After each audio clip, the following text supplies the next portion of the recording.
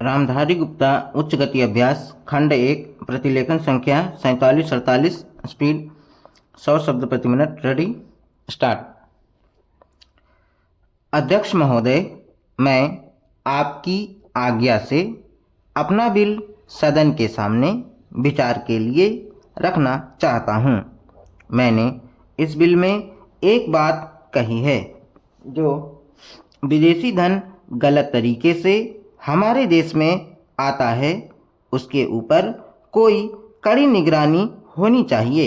मैंने इस बिल में यह भी कहा है कि कोई भी पार्टी, कोई भी संस्था, कोई भी आदमी अगर विदेशों से धन लेता है तो उसकी सूचना तुरंत सरकार को दी जानी चाहिए।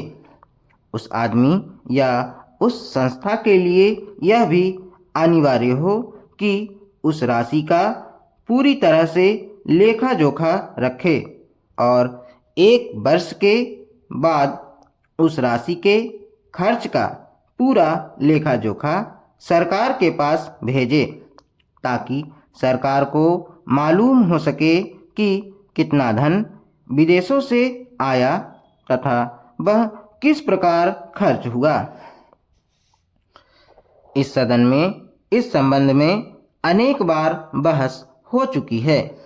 स्वयं गृह मंत्री जी ने यहाँ कहा था कि वह इसके संबंध में एक बिल सदन में लाएंगे, लेकिन मुझे बड़े दुख के साथ कहना पड़ता है कि 2.5 वर्ष बीत जाने के बाद भी आज तक वह बिल सदन में नहीं आया। आज अगर कोई यह कहे कि मैंने यह पैसा अमेरिका से लिया है या चीन से लिया है या अन्य देश से लिया है, तो उसके ऊपर आज कोई भी मुकदमा नहीं चल सकता। आज हमारे देश में कोई कानून ऐसा नहीं है जो इस चीज़ पर प्रतिबंध लगा सकता हो। आज 3 बड़े बड़े देश हैं जहां से हमारे देश में पैसा आता है। कुछ पैसा अमेरिका से आता है, कुछ चीन से आता है और कुछ पाकिस्तान से आता है और छुटपुट अन्य देशों से। इस प्रकार का धन हमारे देश में कितना फैला है, अगर इसकी ओर आप ध्यान देंगे तो एक चिंताजनक स्थिति आपके सामने आकर खड़ी हो जाएगी। अगर इसी तरह से चलता रहा तो हो सकता है कि एक दिन हमारे देश की सुरक्षा, प्रजातंत्र की सुरक्षा खतरे में पड़ जाएगी।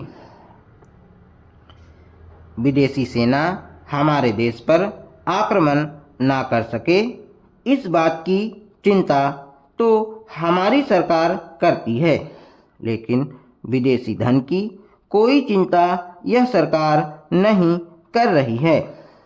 आज चाहे राजनीतिक क्षेत्र हो, सामाजिक क्षेत्र हो, शिक्षा का क्षेत्र हो, चारों तरफ विदेशी धन के जरिए बाहर के लोग हमारा गला घोटने के लिए तैयार बैठे हैं। आप बड़े बड़े शहरों में जाएं तो पता चलेगा।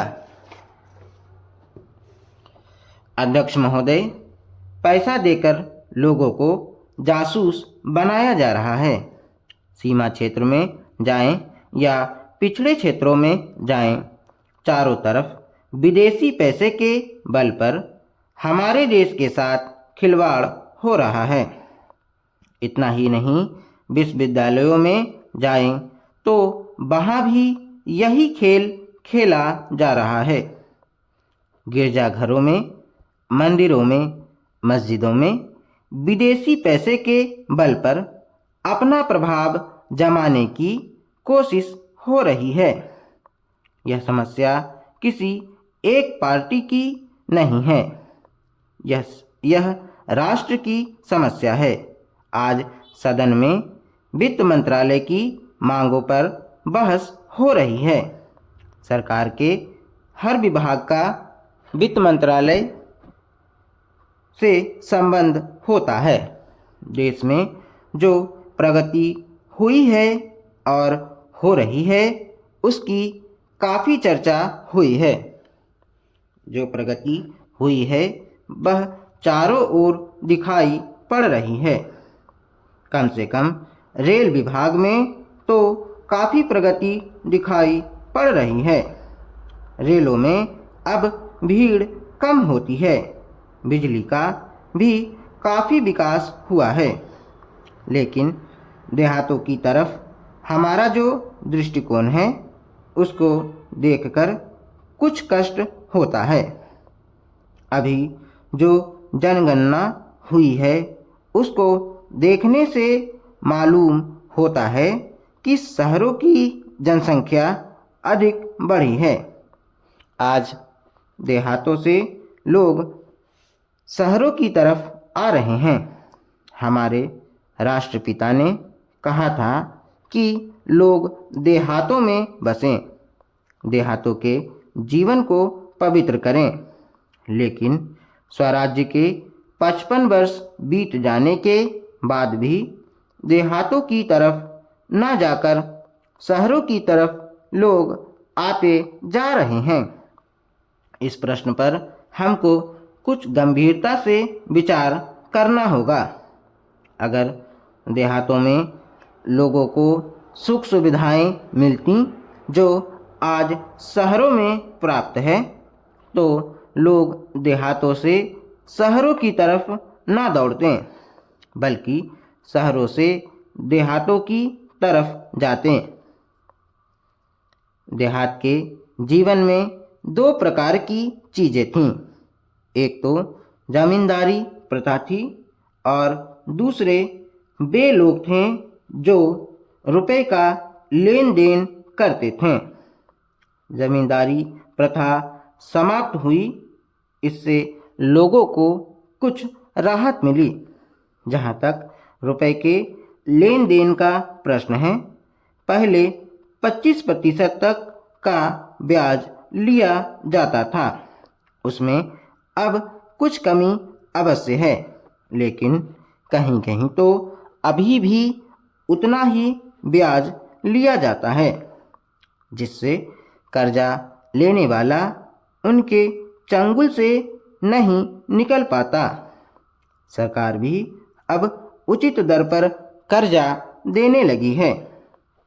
इस वजह से कहीं कहीं पर साहूकारों के ब्याज की दर में कमी आई है।